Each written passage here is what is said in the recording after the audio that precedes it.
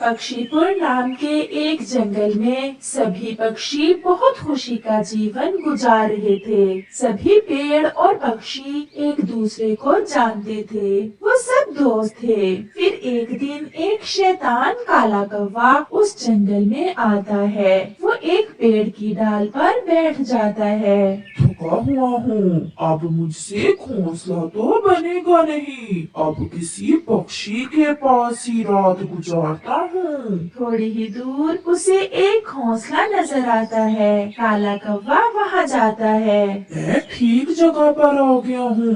यहाँ तो चिड़िया रहती है। मैं जानती नहीं हूँ कौवे भैया, आपको कौन है आप? जानोगी भी कैसे?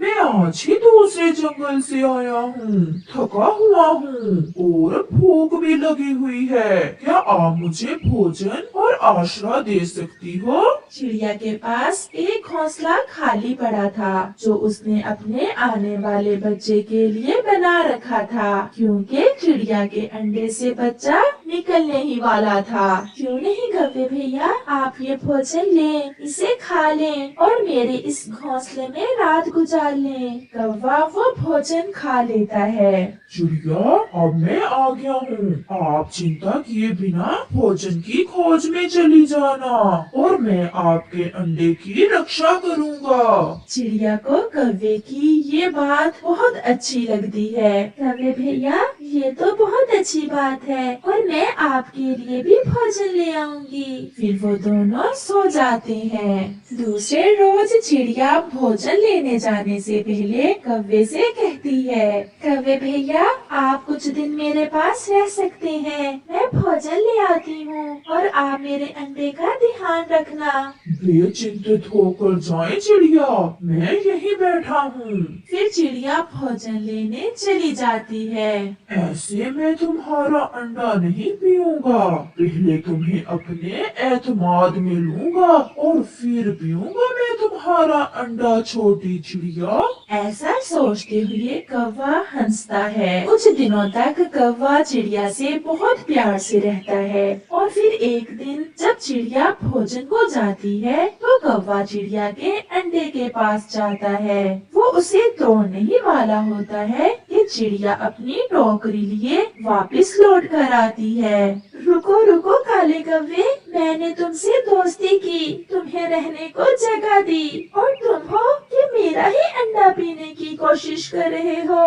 नहीं नहीं चिड़िया, मैं तो आपके अंडे से प्यार कर रहा था। मैं तो आपका अंडा चूम रहा था। मुझे तुम जैसी फ्रॉडियों का सब पता है। ऐसा कहते हुए चिड़िया अपना अंडा और घोंसला उठाकर वहाँ से चली जाती है। अब मैं कहाँ जाऊँ? यहाँ दुष्ट कौवा मेरे पीछे न आए। मैं छोटी हूँ, कमजोर हूँ, उस काले कौवे से लड़ाई भी तो नहीं कर सकती। चिड़िया ऐसा सोचते हुए एक पेड़ पर बैठ जाती है। साथ में ही एक कैक्टस का पेड़ था जो चिड़िया को रोते हुए देखकर उससे कहता है, चिड़िया, छोटी चिड़िया, आप रो क्यों रही हो? मैंने उस काले कौवे का विश्वास किया, उसे भोजन भी दिया और घर भी। वो काला कौवा मेरा ही अंडा पीने वाला था और मैं अपना अंडा लेकर भाग आई हूँ। चिड़िया, अगर आप चाहें तो मेरे ऊपर अपना घोंसला रखकर इसमें रह सकती हैं। परंतु सुंदर कैक्टस के पेड़, आपके कांटे मुझे चुभेंगे।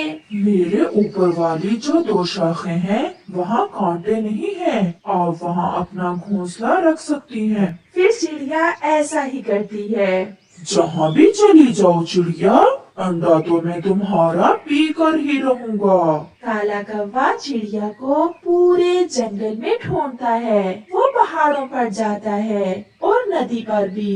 फिर काला कौवा उड़ते उड़ते कैक्टस के पेड़ के पास चला जाता है। चिड़िया अपना भोजन लेने गई हुई थी। चिड़िया, बचकर कहाँ जाओगी मुझसे? ताजा ताजा अंडा पीने से मुझे कोई नहीं रोक सकता।